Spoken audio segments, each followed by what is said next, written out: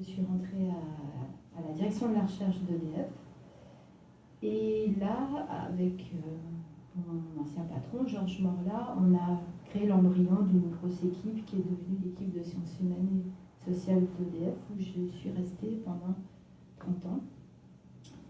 Et la fin, on a été très amère, puisque c'est une entreprise qu'on commençait déjà à démanteler, à privatiser, et où la place de la parole libre n'était plus possible.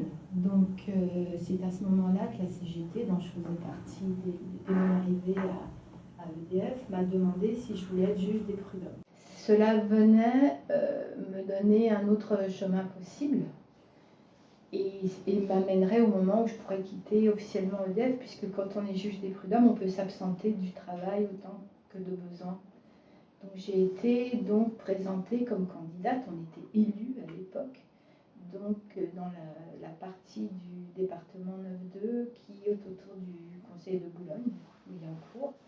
Et j'ai donc été élue en 2008 juge des prud'hommes, ce qui m'a permis de partir en 2011 de cette entreprise qui était en train d'annoncer son éclat et de partir la tête haute. Donc je me suis présentée au conseil de Boulogne-Billancourt. Vous savez que nous, les professionnels magistrats, on peut arriver là sans aucune notion, aucune formation en droit, mais une très longue expérience de confrontation avec l'entreprise, ayant défendu énormément de gens dans le cadre des comités d'entreprise ou des CHSCT. Donc on a une sorte d'appréhension déjà très claire des conflits du travail et des licenciements.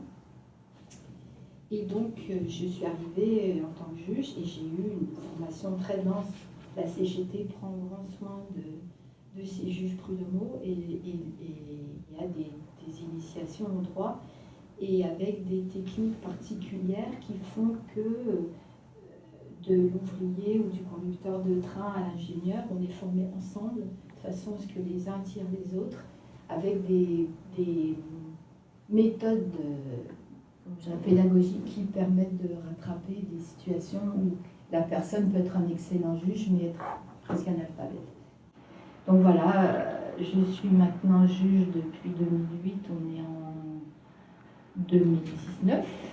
Je suis maintenant au conseil des prud'hommes de Nanterre, qui est un conseil assez particulier puisqu'il a dans sa corbeille la défense avec les banques, la finance et la turpitude du monde financier. Et donc, c'est particulièrement difficile. Voilà, donc le problème pour moi, c'est que j'ai quitté une institution qui commençait vraiment à perdre son âme, son éthique, pour en tomber dans une autre, qui finalement, au bout d'une dizaine d'années, vit la même situation, c'est-à-dire l'impression que ce qu'on a mis tant d'années à construire, moi j'ai mis 30 ans de ma vie dans l'EDF, 10 ans dans les prud'hommes, tout ça est en train de se déliter et c'est comme si on essayait, je dirais nous les gens de bonne volonté, si on pouvait s'appeler comme ça, essayer de faire barrage contre le pacifique, c'est-à-dire comment arriver à continuer à agir. Si on prend l'exemple des conseils de prud'hommes, il y a donc depuis quand même pas mal d'années une volonté de les réduire et de les réduire leurs prérogatives qu'on pourrait situer dans le temps. Par exemple, Nicolas Sarkozy a supprimé le tiers des conseils d'un coup. Donc ça, c'était une première attaque très forte. Donc il y a vraiment eu petit à petit de plus en plus de recul. Alors, recul d'un côté, avancée de l'autre, la création des CHSCT dans les années 80, ça nous a donné beaucoup d'éléments de preuve, puisque nous juges, on écoute ce qu'on nous dit et on nous présente des preuves, des situations. Ces preuves-là sont amenées par les médecins du travail, par l'inspection du travail, par les CHSCT, par les collègues qui osent ou pas témoigner.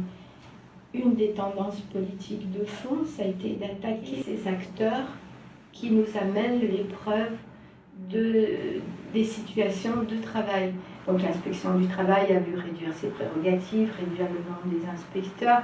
Les médecins du travail n'ont plus le droit de témoigner, ça allait jusqu'en cour de cassation. Ils sont attaqués par l'ordre des médecins si jamais ils marquent dans un papier que la maladie est due au travail.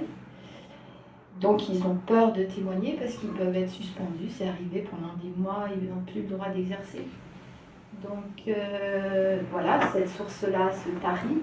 Les gens qui font des attestations sont terrifiés parce qu'ils attestent, ils peuvent être licenciés le lendemain. Donc une des manières de mettre en cause les prud'hommes, c'est d'assécher le type de preuves qu'on peut recevoir. L'autre manière, c'est de réduire ou de modifier les textes de loi qui nous servent pour éventuellement condamner l'employeur. Alors, un des textes qui fait beaucoup de bruit en 2019, c'est cette histoire des barèmes. En fait, le barème, c'est quoi? C'est une sorte de grille qui a été inventée, mais pas seulement par l'équipe Macron, puisque ça existe dans d'autres pays européens, où par année d'ancienneté, on vous dit combien vous aurez comme indemnisation minimum et quelle indemnisation maximum. Ça n'existait pas avant. Le seul minimum, c'est si vous étiez licencié à tort, vous aviez 6 mois d'indemnisation minimum si vous aviez plus de 2 ans d'ancienneté. Et puis après, on vous rajoutait, pour différents griefs, on pouvait vous rajouter des sous, et le juge essayait de voir, quand je dis le juge, les 4 juges qui siègent en bureau de jugement, le juge pouvait dire, voilà, j'estime le préjudice à bien plus que ça, donc il y avait une volonté du juge de pouvoir dire le droit et dire le préjudice. Je dirais que ce qui est peut-être aussi le plus intéressant ou poignant, c'est ce qui se passe dans les audiences de référé. Alors il faut savoir, ça je le dis en passant, c'est que les conseils de prud'homme ont une deuxième caractéristique très intéressante, c'est que c'est autogéré. C'est-à-dire qu'on élit nos présidents de section, on élit le président du conseil, vice-président du conseil, toute la hiérarchie du conseil est élue par les pairs. Ça, c'est quelque chose d'assez insupportable pour pas mal de gens. Et que dans un conseil de prud'homme, un ouvrier tourneur peut condamner une multinationale, ce qui est aussi insupportable dans l'air du temps. Donc, on vit en autogestion, et dans ce conseil-là, vous avez plusieurs audiences, dont l'une s'appelle l'audience de référé, qui est pour les affaires urgentes. Les juges référistes, dont je fais partie, sont élus par leur pairs chaque année, sont choisis parmi les autres. C'est une partie des juges. C'est l'audience où quelqu'un, dans le temps, pouvait arriver les mains dans les poches en disant, voilà, je convoque mon patron qui ne m'a pas payé 300 €, 500 €, que sais-je, des sommes qui pour eux sont colossales. Et puis voilà, il venait les mains dans les poches. Donc nous, juges, on lui expliquait, voilà, il faut essayer de nous amener des papiers qui prouvent que vous avez travaillé. Ah mais, j'ai eu aucun papier, j'étais payé au noir. Alors il faut peut-être trouver des voisins ou des gens qui vont venir témoigner. Donc on lui expliquait comment organiser sa défense. Et puis il revenait après, dans une autre audience, plus armé pour être capable de se défendre. Donc c'était pas payant, c'était gratuit, c'était accessible à tout le monde. Et c'était un lieu où les juges disaient le droit. Maintenant, une des nouvelles inventions comment on va les appeler? C'est difficile, hein. Les gens d'en face, voilà. Une de leurs nouvelles inventions, c'est que pour venir au prud'homme, il faut remplir un imprimé CERFA. Cet imprimé-là, il a maintenant 6 pages, il en avait 12, il n'en a plus que 6, dans lequel on explique pourquoi on vient, qu'est-ce qu'on demande comme indemnité et quelles sont les preuves qu'on doit présenter déjà en arrivant, qu'on amène sur ce qu'on demande. Et en particulier si c'est en bureau de jugement, qui est un peu plus compliqué, il faut que les conclusions, ce qu'écrit l'avocat, soient déjà là. Donc, pour beaucoup de gens, c'est rédhibitoire. Donc, il y a eu une chute drastique des gens qui venaient au prud'homme, parce que tout ça, ils ne savent pas faire, et payer quelqu'un, ils ne vont pas y arriver, ça coûtera plus cher que ce qu'ils demandent. Demander l'aide juridictionnelle, c'est très compliqué, c'est possible, mais c'est très compliqué. Et trouver un défenseur comme il y en a, les nouveaux défenseurs qui ont un nouveau statut, qui sont donc des syndicalistes. Avant, les syndicats pouvaient venir en justice, c'est plus le cas. Maintenant, il faut être défenseur. Le défenseur, il a droit à 10 heures par mois. 10 heures par mois, c'est une audience. Donc, il n'y a jamais assez de défenseurs pour accompagner les gens. Donc, ça a été une des autres manières d'empêcher les gens de venir au prud'homme. Or, souvent, ça prend du temps de ramasser des attestations, de construire un dossier. Or, la troisième manière, donc le barème, les CERFA, c'est que maintenant, il y a des délais. Sur certaines causes, on pouvait venir 5 ans après, 10 ans après, dire voilà, j'ai été... Là, maintenant, il y a des délais, 1 mois, 6 mois, 1 an, dépendant ce qu'on demande. Donc, il faut aller très, très vite et constituer les dossiers très, très vite. Donc, ça aussi, c'est une manière d'essayer d'empêcher... alors, sauf en cas de discrimination ou d'harcèlement, on ne peut remonter que 3 ans en arrière sur une inégalité. Si ça fait 20 ans que vous êtes dans une situation qui est d'inéquité salariale, ben vous ne pouvez plus remonter les 20 ans. Et donc vous voyez arriver des gens qui avaient 600 contrats sur leur vie de travail, et puis qui disaient, ben voilà, moi j'ai eu 45-50 ans, j'en avais un peu vraiment marre d'être précaire, d'être là quand tous les autres dorment, d'être là quand c'est Noël, d'être là toujours pour boucher les trous. Donc j'ai demandé à avoir un CDI, et du coup on ne me donne plus de CDD, et voilà, c'est fini. Et donc ces gens-là, par différents moyens d'application de la loi, on arrivait à prouver qu'il y a eu une vraie relation de travail durable, et on requalifiait, d'une part, on requalifiait sur l'ancienneté, on pouvait également, un pigiste, le mettre en équivalent d'un CDI au niveau du salaire, donc on pouvait vraiment réparer ce qu'on appelle le préjudice des gens qui avaient été maltraités pendant énormément d'années, en particulier les femmes qui étaient CDDU, pas de congé de maternité, pas de prime de maternité, tous les avantages des gens qui étaient en CDI, elles ne les avaient pas. Donc quand on requalifiait la carrière, on pouvait rattraper tout ça. Maintenant, on peut le faire que sur beaucoup moins d'années. L'autre projet extrêmement néolibéral, c'est qu'il y a donc des officines qui veulent capter par Internet l'ensemble des jugements qu'il y a eu en France, les modéliser, si possible avec le nom des juges, et puis que lorsque vous introduisez une requête, vous l'introduisez par Internet, et l'algorithme va vous répondre, la moyenne des décisions, c'est ça, donc votre décision, ça va être ça, et donc vous n'avez plus le droit au juge. Vous n'avez plus le droit au fait que chaque situation est différente et chaque histoire est différente. Donc c'est bien l'idée de nous contourner ou de nous faire disparaître. Donc il est probable que la volonté politique est de faire disparaître cette institution et de nous transformer, nous juges, en échevins autour d'un juge professionnel, que d'un côté un employeur, de l'autre côté un syndicaliste, mais on conseillerait ce juge professionnel dans ses décisions. En Allemagne, les assesseurs peuvent empêcher une décision du juge professionnel. Ce n'est pas le projet français. Et donc, moi, je pense que c'est très négatif, parce que moi, j'ai l'impression d'être devenue juge en rédigeant des jugements, parce que c'est là où il faut construire un raisonnement juridique. C'est pas simple. Et en présidant des audiences. Et c'est là où vraiment le métier rentre. Si on ne préside plus, on ne rédige plus, on sera juste des potiches. C'est pas la peine.